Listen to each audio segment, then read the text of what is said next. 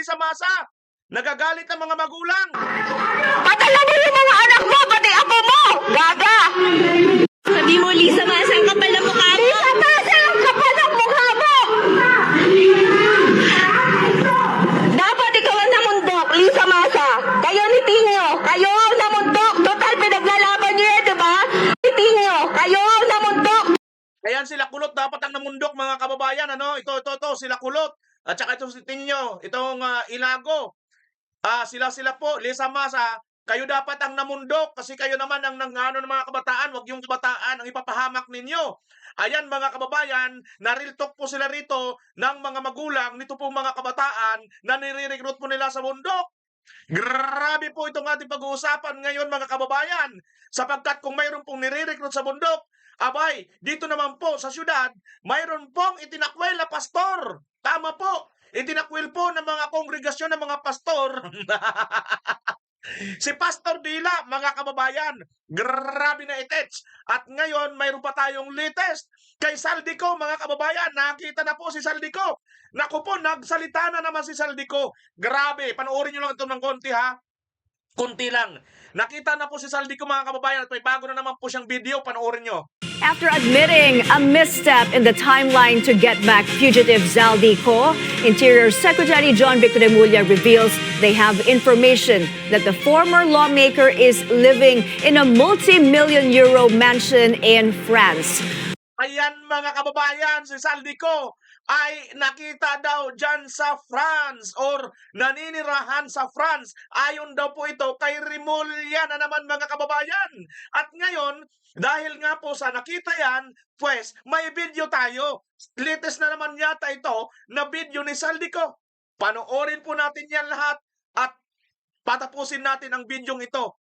Pero ngunit bago yan, sa mga ngayon pa lang po nakabisita sa aking channel, nakikisuyo po ako. Paki-like, paki-share ng bidyong ito para po kumalat pa at marami pa ang makapanood ng ating ginagawang reaction video. Maraming salamat mga kababayan sa walang sawa na marami na po ang mga nakakabisita sa atin dahil po yan sa inyo mga ginagawang pagla-like at pag-share ng aking mga video. Kung kaya't patuloy na dumarami po mga kababayan ang atin pong mga bagong viewers at bagong kaibigan. Siguro yung iba dyan, mga basher, pero just the same, habang dumadami tayo, kay basher man yan, makikinabang din po yan sa katotohanan na ating isi-share dito. Alright? So, salamat, pakilike at pakishare, pakisubscribe na rin kung inyong mamarapatin. Wala pong bayad lahat yan, like, share, and subscribe. Alright? Punta na po tayo dito sa ating pag-uusapan. Ito po si Saldico mga kababayan, sinasabi nito ni Remulla na nasa France daw, may multimilyon. Ba, kadamo ginsing kwarta ni Saldico, baw, nag-adoti kwarta. Ilonggo nga Ilocano.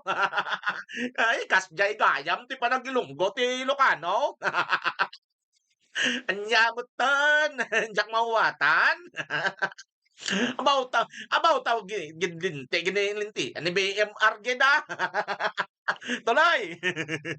Hannah is reporting live from Manila. Hi, Hannah. What else did he reveal in his press conference? The DILG chief. Despite being declared a fugitive, former Congressman Zaldico may still be living lavishly while on the run. That's according to DILG Secretary John Vic Remulla. Remulla confirmed sightings of Co in France with information allegedly coming from Filipinos living there. The DILG chief claimed Co may be staying in a property along Champs-Élysées with his accommodation allegedly worth around 200 million euros. He has a house in Champs-Élysées na 10 bedrooms na malapit sa Christian Dior. It's ganito kalaki yung taas yung mga ceiling ng 10 bedrooms. Probably worth maybe $200 million. Detalyado na ang alam nitong si John Vic Remulla, mga kababayan, kay Saldico, sana all, alam na alam. Bakit hindi pa rito mapadala? Bakit hindi pa rito mapauwi? Samantalang si Tatay Digong, ang bilis nyo naman nadala dyan sa dahig. Bakit si Saldico na napakayaman, napakalaki ng issue sa korupsyon, kadami niyong sinabi na aresto na, nahuli na, na-detain na, si Marcos Jr. pa mismo may sabi, pero bakit hindi niyo madala rito? Inutil pala kayo. Euros. Remulla also took a swipe at the former lawmaker, questioning how someone accused of massive corruption could allegedly live in a luxurious mansion abroad. He also claimed Ko was detained in Prague for around 36 hours, though Remulla admitted he does not know whether Ko's money or resources are allowing him to keep moving between countries. Ko currently has a political asylum application in France. According to the DILG chief, an Interpol red notice may be the key to having Ko return to the Philippines. Authorities have been Ako naniniwala dito mga kababayan na sinasabi nito mayroon daw silang red notice. Kasi kung mayroon silang red notice, dapat nandito na yan si Saldico. Bakit nung si Tatay Digong sinasabi nila may red notice, nakuha nila, di ba? Napadala nila kaagad doon. So ibig sabihin, pagpalabas ng bansa, mabilis. Pero pagpapasok, mahirap. Wala pala kayo silbi. Wala palang inutil pala yung mga red notice nyo na yan. pursuing Ko over graft charges linked to allegedly anomalous flood control projects. As early as November 2025, Philippine authorities had already requested an Interpol red notice against Ko, but the request has yet to be issued, prompting government officials to review and overhaul the country's process for seeking red notices. Mai? To clarify, Hannah, is a red notice the only way to bring back Zaldico?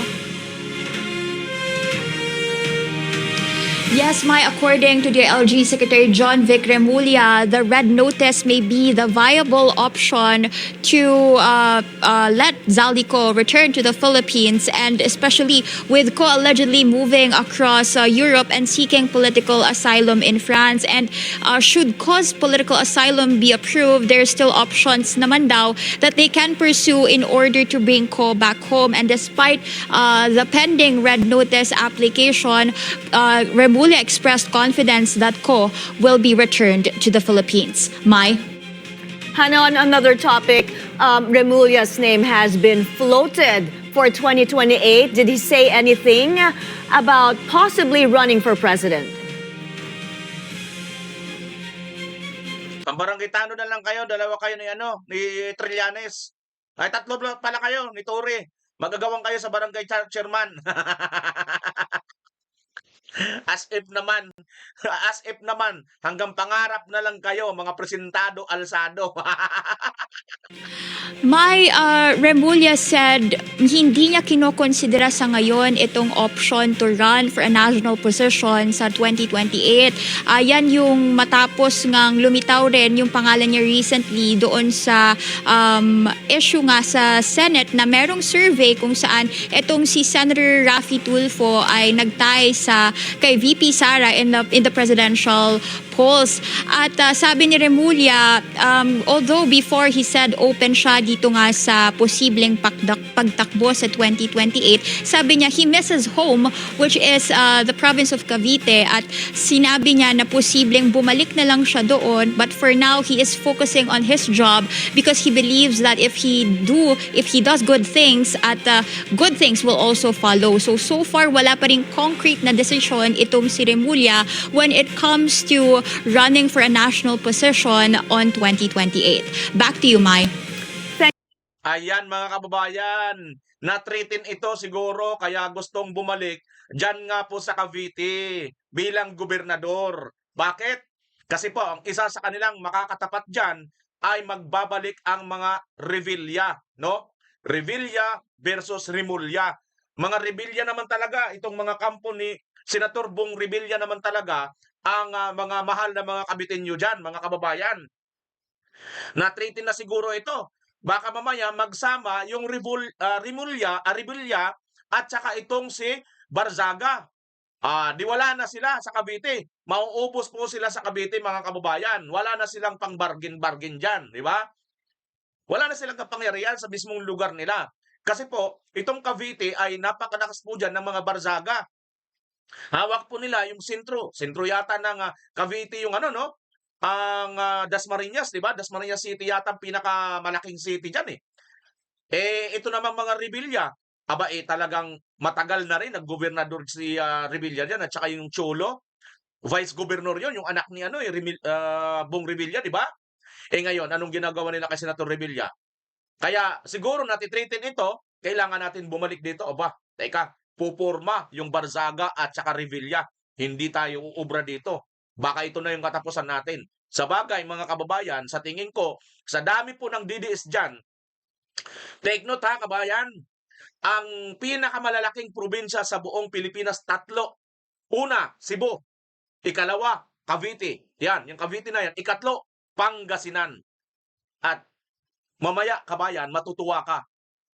Dahil sa ikatlo ang Pangasinan, matutuwa ka.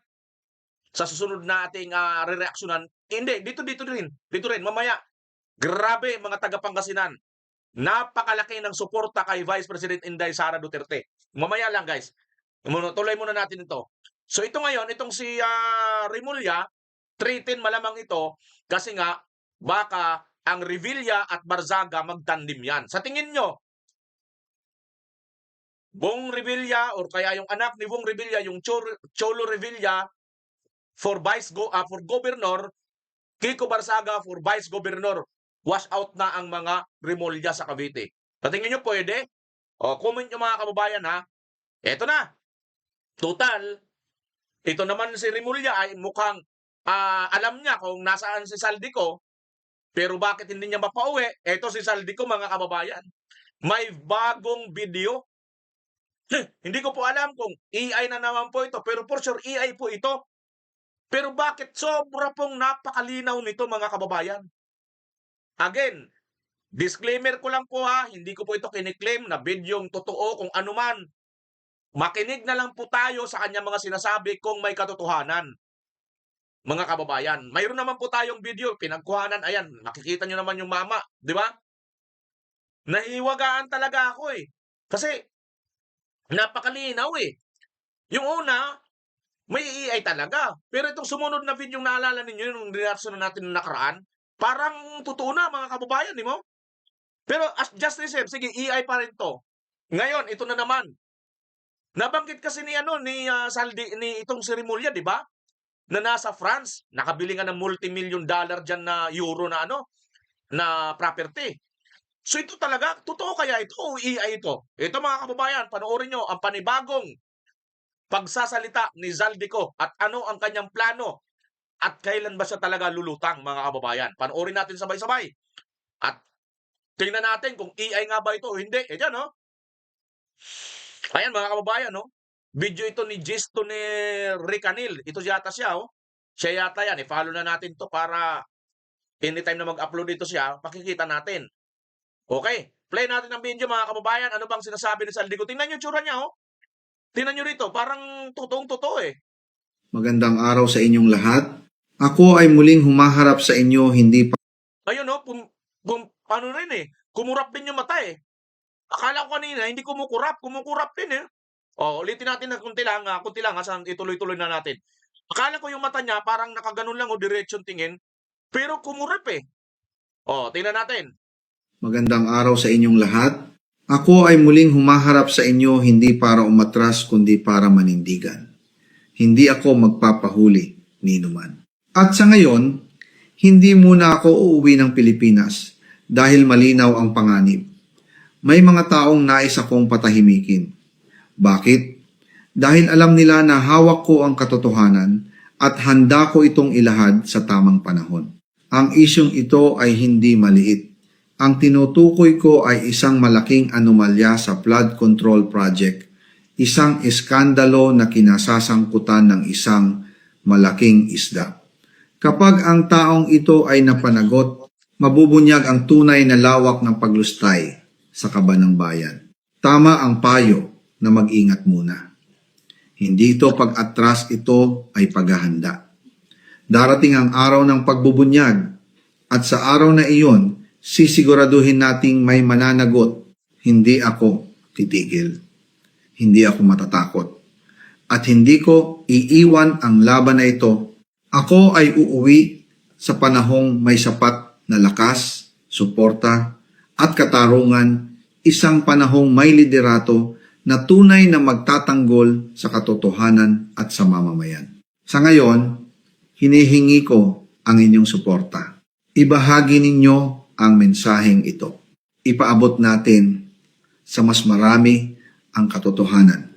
At sama-sama nating itanong, ano ang nararapat nating gawin bilang isang bayan? Ang laban na ito ay hindi lang akin. Ito ay laban nating lahat. Maraming salamat. Magandang araw sa inyong lahat. Tingnan nyo mga kababayan, pati yung kamay niya, oh, gumagalaw yung braso niya. Oh, tingnan mo, talagang napakalinis, no? Ay, i-play lang natin, tatanggalan lang natin ang boses. Ako ay muling humaharap sa inyo. Ayan, no? Pati itong kanya mga braso, gumagalaw pag nagsasalita. Di ba, meron tayong pagka nagsalita, parang humihinga tayo. Tingnan nyo, oh, kasama yung kanyang braso eh. Kasi kung iay lang ito, talagang mukha lang talaga, di ba halos? Yung katawan halos hindi gumagalaw yan, no? Ewan ko mga kababayan ha, pero oo nga, alam natin, AI to, no? Pero wala siya sinabi rito kung AI eh. Ang sabi lang niya rito, Zaldico humarap para tumalikod. Yun lang.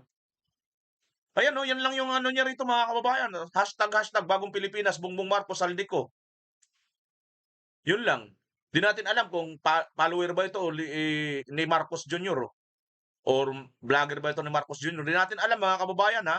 Basta ito, shinare lang natin sa inyo. May bagong video si Zaldico at ito nga ang kanyang sinasabi.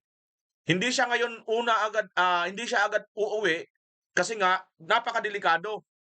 Uuwi lang siya pag may bago ng liderato at uuwi siguro siya, plano niya, pagka-presidente na si Inday. Kasi sigurado si Inday, mayroon na po si Inday ngayon kinukumbinse na kanyang vice president na yon ang tututok at papanagutin lahat ito pong mga magnanakaw. Kasi sa panahon nitong Marcos ngayon, wala na po tayo maaasahan mga kababayan. Hindi po tayo makakaasa na mananagot po lahat ng mga nagmagnanakaw ng kaban ng bayan.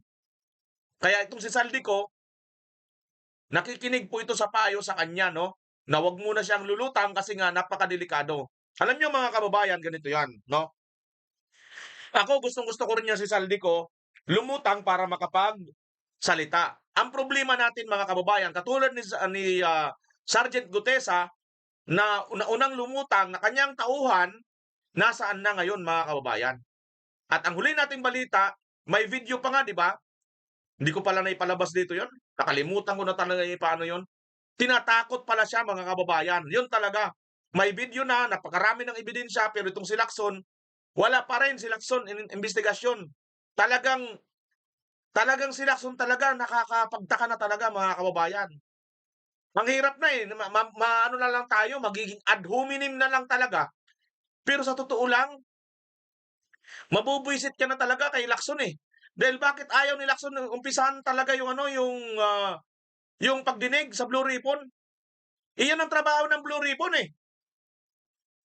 Ang pangit biruin mo. Ito nung panahon ni Senator Marcolita gumagana. Nagtatrabaho. Hinahanap ninyo si Senator Bato de la Rosa, sinasabi ninyo absent ang absent, hindi nagtatrabaho. Ikaw naman Lacson, absent ka rin ng absent, hindi ka rin nagtatrabaho sa trabaho mo. Trabaho mo mag-imbestiga. Bakit inaabsenan mo yung pag-imbestiga? Di ba mga kababayan? Yan ang problema dito kay Lacson. Oh. So yan bagong video ni Zaldico. Wala po sinasabi itong nag-post na ito na AI po ito. Mukhang AI, pero kayo nang humusga kung AI ito. Naparinig ko naman, napanood nyo naman. Hindi lang akin. Ito ay laban nating lahat. Maraming salamat. Magandang araw sa inyong lahat. Ako ay muling humaharap sa inyo hindi para umatras kundi para manindigan. Hindi ako magpapahuli ni numan.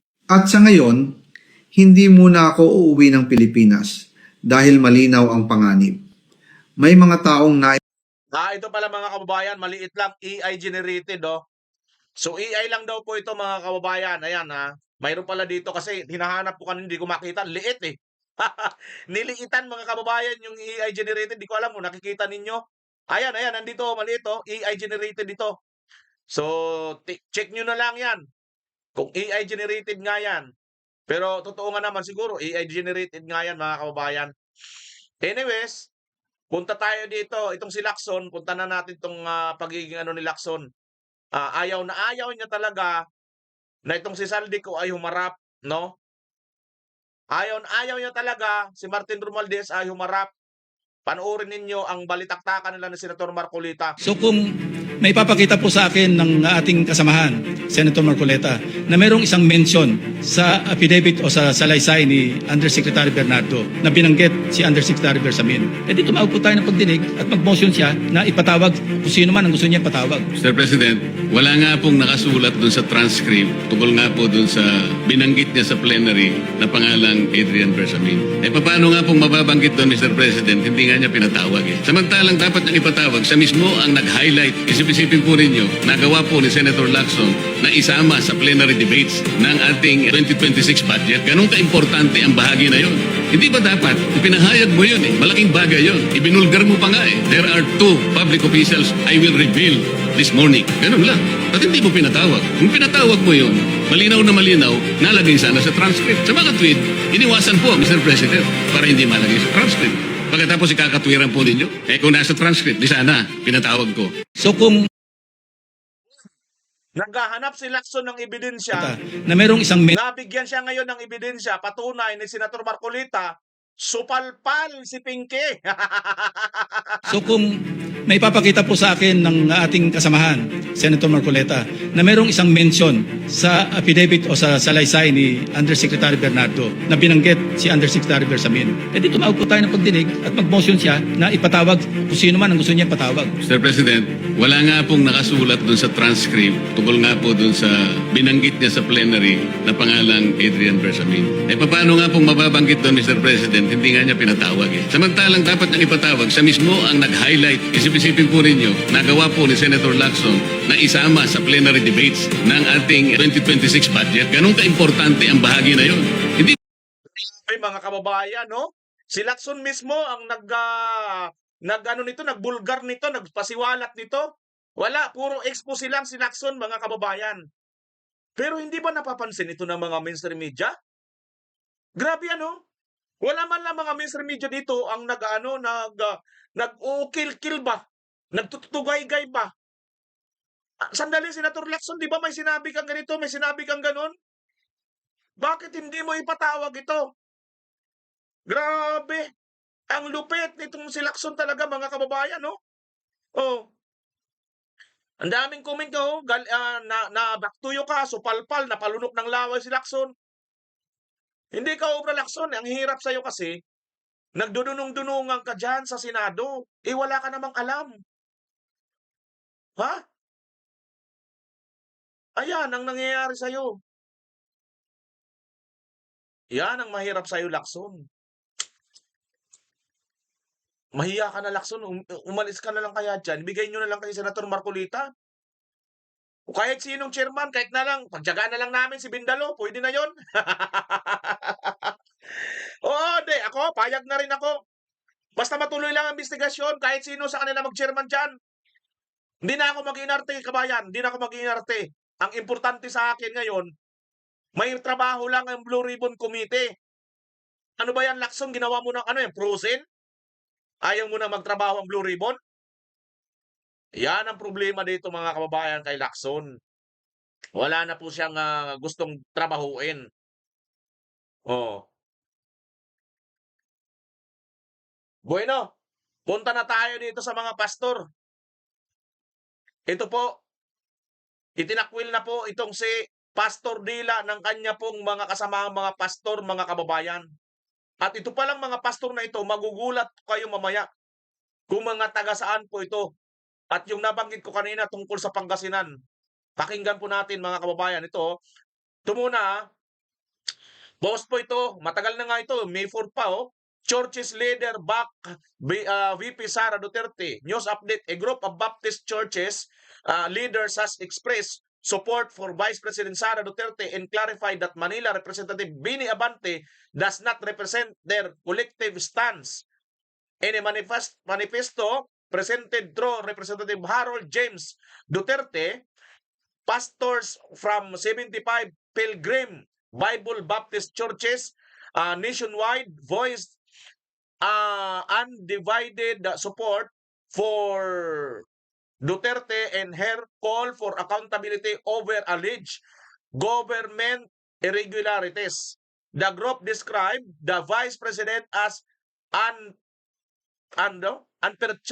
perturbed and unbound amid political tensions and offer prayers for her safety. They also stressed that Abante does not speak for their community on issues involving Duterte, signaling a clear effort to distance themselves from the lawmaker. Ayan na mga kababayan. So, itinatakwil na nila, ito pong si Pastor Dela, bantot po kasi ng Pastor Dela. Ang haba ng dila ni Pastor Dela, ayaw nila. Ayaw nila madaanan ng kamandag ni Pastor Dela, mga kababayan. Eto sila, panoorin natin, may video. Oh, ito na po. Nandito kami, Kong. Yes, Pastor. It's because it is not hidden to you that there is a congressman here. Oh. And he is a Baptist pastor. But we would like to state our stand. Maybe we have a common doctrine, but not political. Therefore, we are not. Ang sakit yan, Abante, biruin mo. Maaari, mayroon kayong parehas na doktrina tungkol sa simbahan. Pero pagdating sa politika, hindi namin gusto ang pamumulitika mo, Abante. Nakakahiya. Biruin mo, kaparehas mong Baptist, kaparehas mo mga pastor, hindi sang-ayon sa'yo. Bakit? Di ba dapat una nga sa'yo sumang-ayon itong mga ito kung matino ka, pastor ka? Dahil hindi ka matino, kapwa mo mismong mga pastor, ayaw sa mga pinaggagawa mo. Mga kaimuralan, biruin mo ba naman? Sa kanya po nagmula mga kababayan, napaka-pastor na tao, pero sabi niya, Namo ka, Abante. Di ba? May mga ganun siyang tapos dila-dila. Inaanoan pa niya yung pagdila niya ng Imbis na humingi ng tawad dahil kaimuralan niyang kanyang ginagawa. Ha? Hindi. Ipagtatanggol pa Rarason pa Sablay na nga, rarasunan pa. Di ba? So ngayon mga kababayan, ito ng kanyang mga kasamahan. Hindi na po nakapagpigil sila pastor, itong mga pastor na ito, na mga kasama ni Abante, at nagpahayag na nga po sila. Teka, lalakihan ko lang ng konti. Tabunan ko muna sila, Tatay Digo. Para makita po ninyo mga kababayan, ito pong mga pastor ng iba't ibang lugar, no? Na mga kasamahan po ito ni Abante, Pastor Dela. Panoorin natin, ha? In unity with his political stand, whatever he is doing. Okay, we respect that. Okay, so we would like to express our support for the Dutertes. Thank you. Yeah. And we would like to present this to you. Okay. And the Dutertes. Sabihin lahat kayo mga Duterte will really support. Okay. And if I may request respectfully, Your Honor, kindly furnish this to the office of the Vice President in this issue na.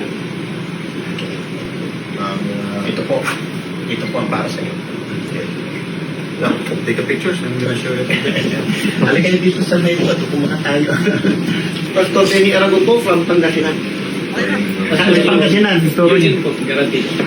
Tayog. Dr. Elmar Maraso, Mangaldan, Pangasinan. Mangaldan. Pastor Arboleda po, taga Davao, sir. Bisaya man di ay. Bisaya kayo. Okay, Pastor Frederick po from Binalonan, Pangasinan. Alright. Ferdinand po. Suraro siya po ng basista Pangasinan. Thank you po.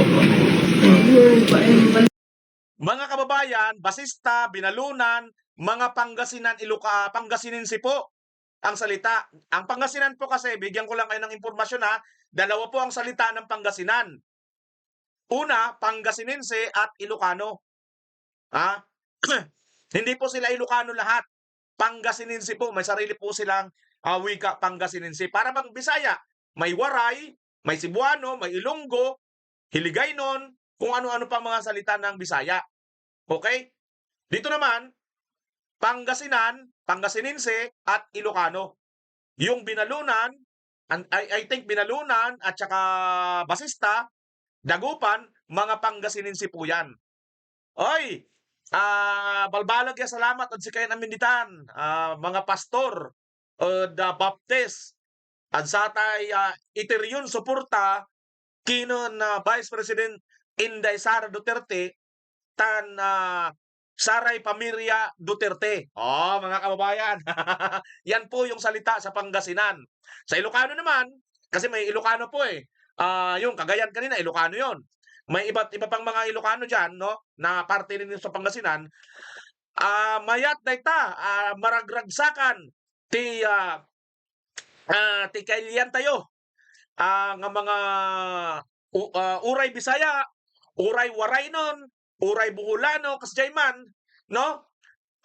May mayat dayta nga pagsuporta iyo kini Vice President Sara Duterte ket haan dayta nga ano yon? Haan dayta nga masayang para kinon na Duterte ket Duterte laeng ti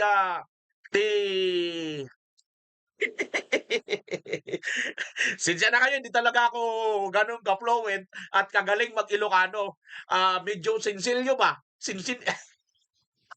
Sininsilyo ning akong panag-Ilocano, no? But just the same, dakkel nga salamat, agyaman kami nga mga mga supporters ken Duterte, no? Na balbalag ya salamat kung si kayon amin bitanon mga pastor. Tuloy natin. Pilisan kami provoke ng Hello po, ako po si Brent Sason, drama Basta Pangasinan. Pangasinan. Morning, ma'am. Salamat sa welcome. Hello po, ako po si Stella Dito po, from Pangasinan. Good morning, sir. Stella Aragon from San Corazon. San Juan naman to. Sir, sa Asunod.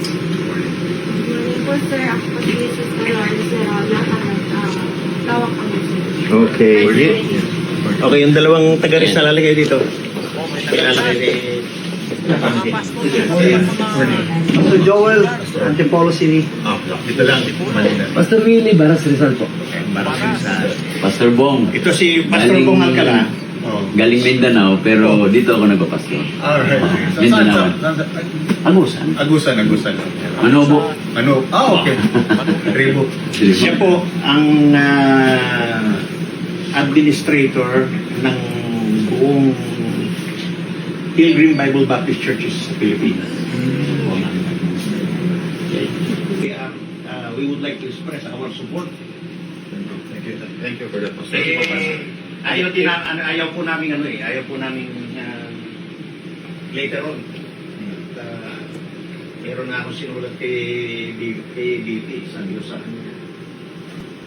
There is a verse in the Bible that if God is destined to be the next president, no one can control it, no one can hold it. Nandito kami. Ayan mga kababayan, narinig na natin to. Kaya pala si VP Inday Sara, nasabi niya na rin na kung yun talaga ang kanyang destiny, na ma-impeach siya, ma-impeach talaga siya mga kababayan. At kung yan talagang destiny niya, na hindi siya ma-impeach, hindi talaga siya ma-impeach. Nakasulat po yan sa Biblia mga kababayan. Kung mai-impeach talaga si VP Inday, mai-impeach talaga, wala po tayong magagawa dyan. Pero kung hindi siya ma-impeach, hindi rin po talaga siya ma-impeach kahit sino pa, mga Judas Barabas Istas dyan, ang pupwedeng pumigil mga kababayan. So now, ito na. Cavite, alam po naman natin na mga rebelya ay talagang solid supporter po yan ni VP Inday Sara. Matatandaan po natin, balikan lang po natin ang Cavite, mga kababayan, sapagat ang Cavite po, lahat po ng mga congressman dyan na mga anak, kamag-anak ni Bong Revilla ay hindi po yan pumirma sa impeachment ni VP Inday nung nakaraang taon, nung 2025 na impeachment. Kaya ngayon, ito ang sinapit ng kanilang tatay, si Bong Revilla Jr., dating senador. Kaso dito, kaso doon, nakakulong na ngayon. Gets nyo na, mga kababayan? At ang Cavite, andyan din si Barzaga. Anong ginagawa nila kay Barzaga? Suspindi dito, suspindi doon. Ano pang nangyari, mga kababayan? Ha? Yang mga yan, pag nagsama ngayon, kaya siguro natitreaten itong si John Vic Remulla at babalik na lang doon sa Cavite dahil malakas, baka magtandem ang Barzaga at ang Revilla. So sa tingin niyo, mga kababayan, bukod dyan, ang Cavite, given na ang Cebu. Duterte po ang Cebu. Ha? Kaya nga nanalo si Pampari 4 na ngayon ay mukhang dilawan na ang dating eh. Di ba? Mukhang budol din pala eh. Di ba? Ang tindi, ano? Ngayon, Cebu, number 1. Pinakamalaking butante sa buong Pilipinas. Ikalawa, Cavite. Duterte rin. Pangalawa, sa pinakamalaking butante sa buong Pilipinas. Ikatlo, Pangasinan. Ito na ngayon, itong mga pastor na to, karamihan mga taga-Pangasinan. Nandyan din ngayon yung leader ng Pilgrim, pinakamataas. Siya ang lahat ng kukoordinate. So, biruin mo, ang pinakamataas sa kanila nandyan na, abay, sa lahat ng mga sikta nila, aside pa sa QGC, INC, mga Muslim, mga pastor, plus ang mga marami pang mga Katoliko, aba,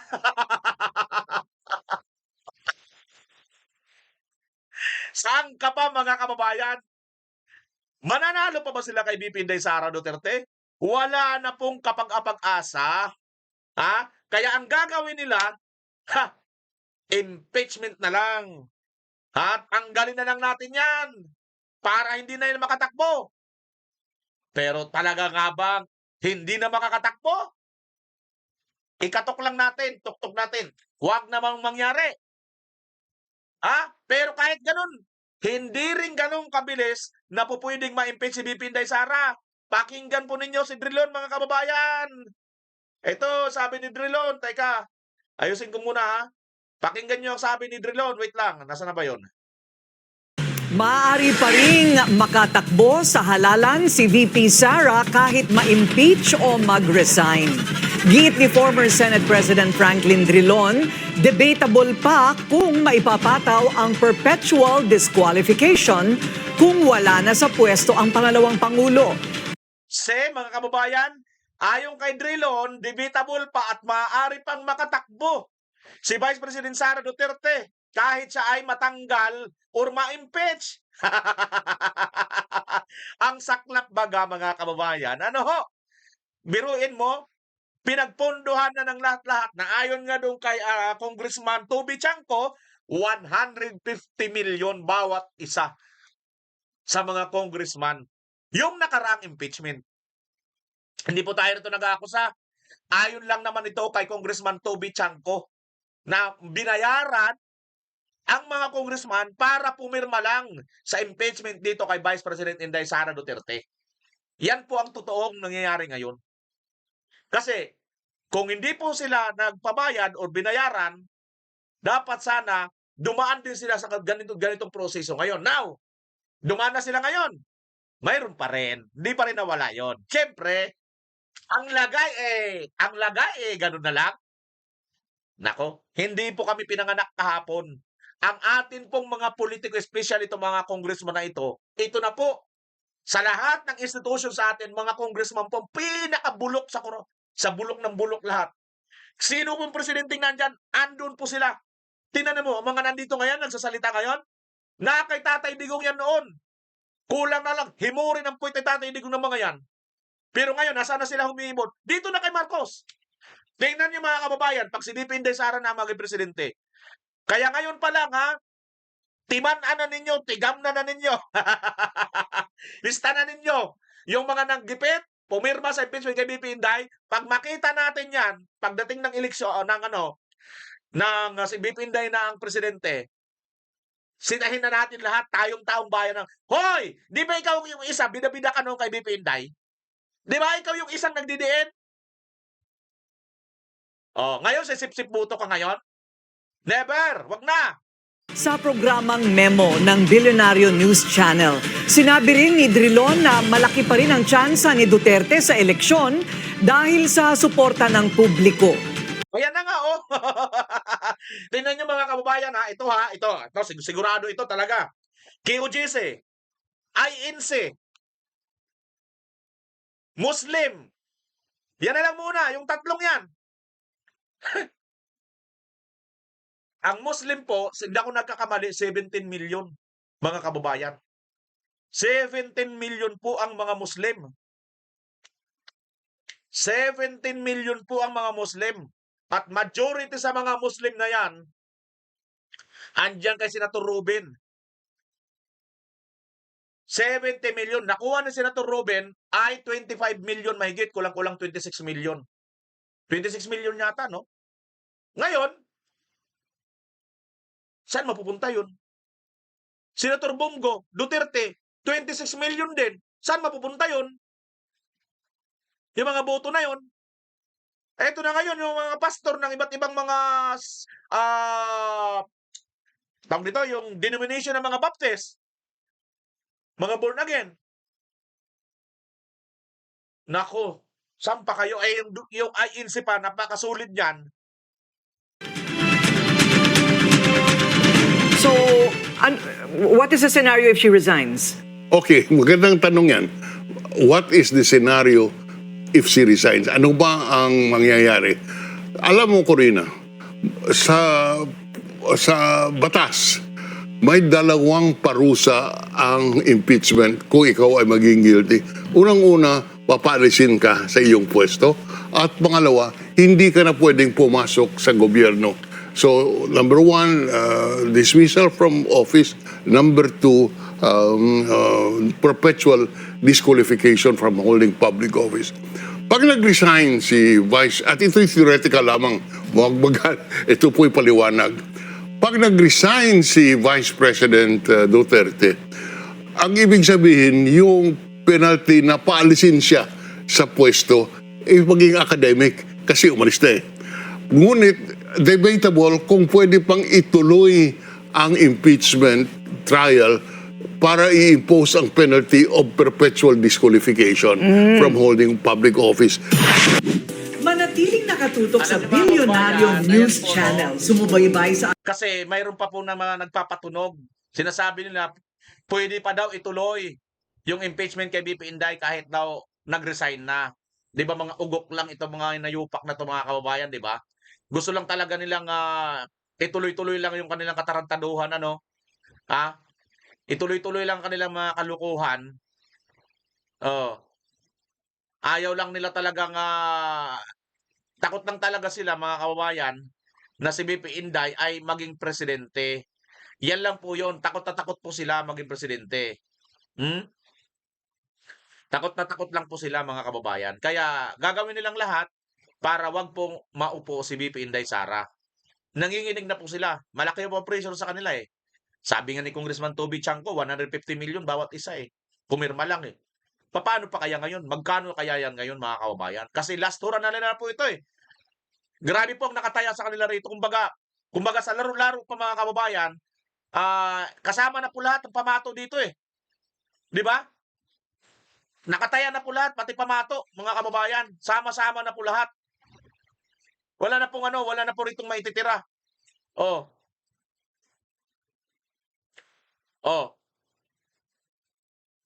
Hindi na po nila mapipigilan ito, mga kababayan. Ito, panoorin po ninyo itong video na ito na mismo po ito makakapagpatunay kung gaano po kagaling, kahusay, at hindi kurap ang mga Duterte, mga kababayan. Panoorin po ninyo.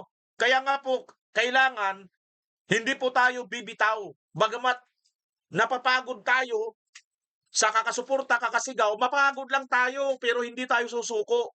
Tama? Sabi ka ng mga lasinggo eh. Susuka pero hindi susuko. Di ba? Okay lang yon sa mga lasinggo ngayon. Kaysa naman sa mga dilawan at mga loyalista, yung suka, sinuka nila, nilamon nila. Yun ang kadiri. Tumayo yung dilawan, kinain ng loyalistang tanga. Tumayo yung loyalistang tanga, kinain ng dilawan. Mga buwisit at mga kadugyot ng mga animal na to. Naglamunan sila ng kanilang mga dumi. Di ba? Sige nga, panoorin niyo yung kanilang mga pinagsasabi nung araw. Di ba? Hate na hate nila yan sa Trililing. Si Lini, hate na hate nila yan. Ganon din si Lini. Ganon din yung mga kakampi ni Lini. Hate na hate din yung mga loyalista. Ano na sila ngayon? Nasaan na sila ngayon? Naglamunan sila ng mga itinapon nilang tae, pinagpupulot. Pinagkakakain nila ngayon. Kadugyot. Mga buwisit kayo, dugyot kayo, mga animal kayo.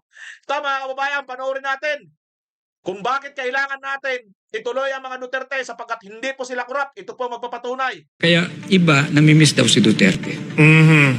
At saka, mind you, I did several projects in Davao under Duterte, no corruption. Under Sara Duterte, no corruption. Under Baste Duterte, no corruption. And we compete, hindi negotiated. Kaya iba, namimiss daw si Duterte. At saka, mind you, I did several projects in Davao under Duterte, no corruption. Under Sara Duterte, no corruption. Under Baste Duterte, no corruption. And we compete, hindi negotiated. Kaya iba. Ayan mga kababayan, under Sara Duterte under Rodrigo Duterte yung tatay, no corruption ng Davao. Under BP Sara, no corruption ng Davao. Under Baste, no corruption. At zero utang. Wala pong utang ang Davao City. Yan po ang patunay na yung Davao City ay hindi po kurap at hindi po magnanakaw ang mga Duterte. Saan ka ba nakakita ng syudad sa buong Pilipinas na walang utang? Kung loyalista kang tanga, hindi mo alam. At kung dilawang kang tae, hindi mo alam. Pero kung DDS ka, alam mo yun. Sa Davao ka lang makakakita ng isang syudad sa buong Pilipinas na walang utang. Pero, asinsado, maganda ang lugar. Peaceful. Walang mga kakalat-kalat na adik. Di ba? At walang yung kung saan-saan lang nagtatapon ng sigarilyo, wala. Sa mga hotel pa lang. At walang mga abusadong mga taxi driver. Kaya dapat lang, ang mga Duterte ay wag nating iwanan, wag nating pabayaan, wag nating pakawalan. Hawakan po natin. Sabi nga nila, hold your position. Hawakan natin ang ating posisyon, mga kababayan. Kasi itong posisyon natin ngayon, ito lang ang sagot para mapanagot ito pong mga tampalasan na magnanakaw sa ating kaban ng bayan. At ang ating prueba dyan, ang Davao City. Ngayon po, gaano na kalaki ang utang ng mga Pilipino? Saan na ba yun, ha? Mayroon dito yan, mga kababayan, kung gaano kalaki na ang utang ng Pilipinas. Grabe, magugulat po kayo sa utang ng Pilipinas kung gaano na po kalaki. Andito, ano ko yata yan, na-share ko yata, wait lang ha. Na-share ko yata yung utang ng Pilipinas, mga kababayan, kung gaano kalaki. Ayan na oh. Ayan oh. Tingnan nyo yan, mantakin nyo yan, mga kababayan. Oh. Ganyang kalaki ang utang ng Pilipinas oh. Sa panahon ni Marcos, mula 6.909 trillion noong 2016, umabot na ngayon sa mahigit 18.1 trillion ang utang ng Pilipinas sa pagsapit ng early 2026 ayon sa datos. Kay Duterte, 12.79 trillion, humigit kumulang, mga kababayan. Sa kanya pong taon, noong 2016 hanggang 2022, na ito po ay may pandemic, mga kababayan. Wala pong economy ang buong mundo, hindi lang pong Pilipinas. Ngunit, may pandemic, may utang, buong mundo sarado, walang trabaho, walang pera, walang kita, pero may build. Si Marcos ngayon, 2022, hanggang ngayon 2026, ilan na, magkano na ng kanyang nautang? Naging 14 million, 16 million, 16 million, 16 million, 18 million na po ngayon, mga kababayan. Ilan na ang nadagdag niya mula sa 12? 12, 13, 14, 15, 16, 17? 13, 14, 15, 16, 17, 18. 13, 14, 15, 16, 17. Oh, 6 million na? Ay, 6 trillion na? Huwag mong sabihin na lagpasan na niya na ang naging utang. Ito pala, 5.3 trillion pala, mga kababayan. Si Tatay Digong, 6 na taon, 6.8 trillion, may mga build, walang pera, walang economy, sarado ang buong mundo, at maraming project na natapos. Si Marcos Jr., sa 4 na taon, 5.3 trillion. 1 trillion na lang. Ang kanyang habulin. Ngunit, walang utang, ay wala tayong project, walang build. Mayroong economy. Kung tutusin, mga kababayan, doble pa to. Paano kung walang economy ngayon? May pandemic ngayon. Tapos may bill pa. Di ba ang utang ngayon ni Marcos ay 10 trilyon na? Di ba? Kasi kay Tatay Digong, mayroong nagawa na mga project, bill, ang dami po eh. Makikita mo naman eh. Mga airport, seaport, lahat mga pantalan, di ba? Mga paliparan, mayroon. Pero kay Marcos, wala. Si Marcos ang palipad-lipad kung saan-saan. Waldas dito, waldas doon ng pera ng bayan. 2026 na? Ilang taon pa ba si Marcos? May 2 taon ba? Sorry po. Grabe, nabahing ako doon Nasinga ako doon sa Marcos, naubo ako doon hindi pala nakita ng buo, mga kababayan. Wait lang, hindi pala nakita ng buo. Kasi inano ko kanina to sinum ko pala ito, mga kababayan, no? Basta ayan. Ayan po kay Marcos, Basta kay Tatay Digong 6.84. Ito naman 5.3. So isang trilyon na lang mahigit ang lamang niya. Doon kay Tatay Digong, nasa Tatay Digong, marami ang nagawa, siya wala. Ganyan po ngayon ang nangyayari sa ating bansa. So sino po ang kurap? Sino po ang kurap? Sa tingin ninyo, mga kababayan. Kayo nang humusga kung kurap ba ang mga Duterte. Di ba? Kayo nang humusga kung kurap ang Duterte. Lagi ko sinasabi, na kapag si Claire Castro ang nagsasalita, huwag niyong Nawala. huwag niyong pansinin o bigyan ng halaga. Kasi pag pinapansin niyo, nafe-feed yung kanyang papansin na ugali. At ang problema kasi dyan sa kanyang papansin na ugali, nagdadala siya ng kahihiyan sa ating bansa. Kasi kapag nagsasalita siya, nandyan yung seal ng Office of the President. Ibig sabihin, yung buong mundo na nanonood at nakikinig, para bang mag-iisip sila na parang kawawa naman itong Pilipinas. Kasi ganito yung tagapagsalita. Ayan. Oo nga, no? Katulad na lang ng lagi ko sinasabi, na kapag si Claire Castro ang nagsasalita, huwag niyong pansinin o bigyan ng halaga. Kasi pag pinapansin niyo, nafe-feed yung kanyang papansin na ugali. At ang problema Huwag na talagang pansinin yan mga kababayan si Fidel Castro kasi nga may stress ka pa, may stress pa tayo. Importante na lang dito mga kababayan. Kasi si Fidel Castro, nag-ano na lang yan eh. Kumaga naghahanap na lang yan damay. Pagka kinuha mo ang kanyang mga kasinungalingan, sinungaling ka rin. Kaya wag na. Kasi alam naman po natin, lahat ng mga bumubuka ng kanyang mga pagbubula ng bibig niya, galing yan kay Marcos. Eh alam niyo naman napakasinungaling ni Marcos, di ba? Magnanakaw nga, kapatid ng sinungaling eh. Hindi lang basta kapatid, kambal tuko talaga yan. Yung sinungaling na si Marcos Jr., hindi lang siya kambal tuko, anak siya ng talagang magnanakaw yung senior. Tapos yung apo ngayon, ganun na naman din. Nako. Hay, nako mga kababayan. So ayan, ano ang masasabi ninyo dito sa ating nagawang reaction video? Comment ka nga kayo dyan kung anong inyong masasabi niyan mga kababayan. Ha?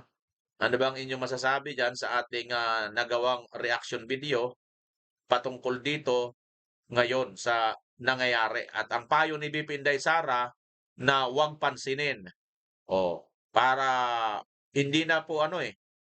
Kasi pag pinapansin mo, mapapasa pa sa'yo at mapipid mo pa yung kasinungalingan niya, may ano mo pa yung kasinungalingan ni Auntie Claire, kasinungalingan ni BBM, ni Bangag, maano mo pa yan eh,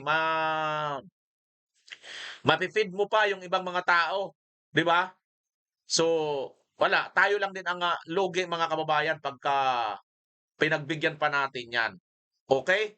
So, ayan mga kababayan, dito na tayo ngayon sa ating shoutout portion naman.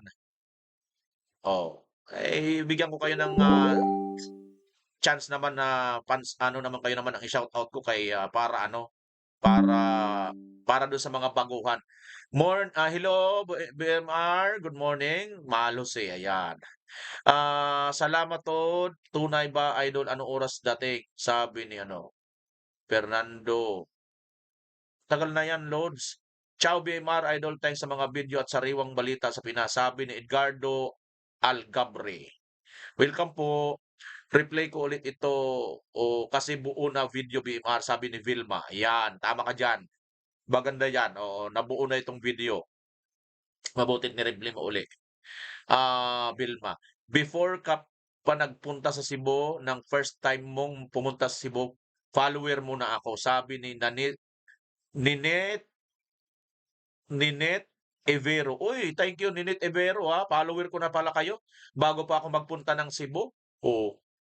Ang Cebu kasi talagang hindi ko makakalimutan yan. Diyan ako nakakuha ng sa kasaysayan ng aking pag-YouTube mga kababayan. Talagang isa yan sa pinaka-emosyonal ko dahil biruin mo, diyan ako nakakuha ng 100,000 subscribers para magkaroon po tayo ng silver button. Yun na kasi yung parang premium namin sa amin pagsisikap eh. Sir, ang atong paglaom, Supreme Court ragayon. Okay? Sabi ni Cecilio Kabagi. Correct. Supreme Court talaga. Hi Kuya, from Japan. Ingat po. God bless po sa inyong DDS. Sabi ni konnichiwa. Wakaranay. From German. Watching Maisog, Duterte Forever. Sabi ni Eddie Wiz or Eddie Wiz. Bahala ka na dyan, ma'am, ha? Sinsya ka na. Hindi ako marunong mag-German. Good morning. Good na. Hello, Bebara. Sabi natin, Charilo. Lucy de la Cruz, shout out sa lahat. Sir Vimar, watching from London. Ayan. English yan. Madali lang natin makuha yan. Like Dan na Vimar, sana nga VP Sara ang presidente. Bakit wala kang video Vimar? Sinsya na, wala akong video ngayon. Ay, kahapon. Ngayon pa lang, may video na ako ngayon. Inday Sara na. Pwedeng speaker si Rize. Sabi ni Jessica Faye Gurgunyo. Pwedeng speaker, sabi ni Burha. Very good, Marcolita. Ikaw ang continuous your good work. Sabi ni Sara Abraham. Yehey, sure win na Sara for president. Sabi ni Rindon Juan. Go, go, go, Pilipinas Duterte watching from Auckland, New Zealand. Pwede pala ang PWD sa Kongreso ngayon. Sabi ni Kor. Yes po. Ayan po mga kababayan. Alright? Maraming salamat po muli sa inyong walang sawang pagsubaybay at pagla-like, pag-share sa BMart Channel. This is Pilipinas as always. Bye-bye!